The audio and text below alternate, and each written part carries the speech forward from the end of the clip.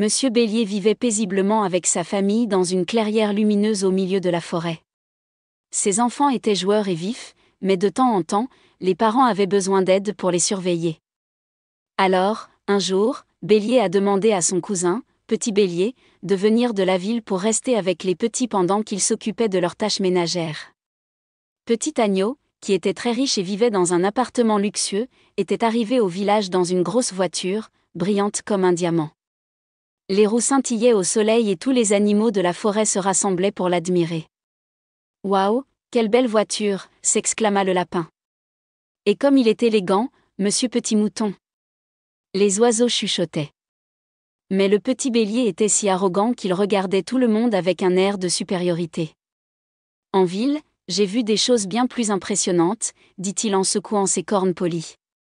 Les enfants ne furent pas contrariés par son attitude et l'accueillirent chaleureusement dans leur maison, dans le tronc d'un chêne géant. Mais lorsque la nuit tombe et que la forêt se remplit des sons mystérieux de la nature, quelque chose d'inattendu se produit. « Ça c'était quoi ?» murmura Petit Bélier, surpris. Un hibou ululait bruyamment et les branches craquaient légèrement sous le vent. Le Petit Bélier s'enveloppa jusqu'aux oreilles et se mit à trembler comme une feuille. « Qui fait ces bruits ? Serait-ce un fantôme ? demanda-t-il, la voix tremblante. Les enfants ont éclaté de rire. « Tonton, il n'y a pas de fantôme. C'est juste le hibou, notre veilleur de nuit. » Ont-ils dit, amusés.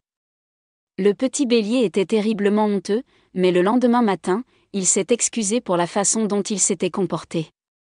En comprenant que ce n'est pas votre richesse ou votre importance qui compte, mais votre gentillesse envers les autres, le Petit Bélier est devenu beaucoup plus amical.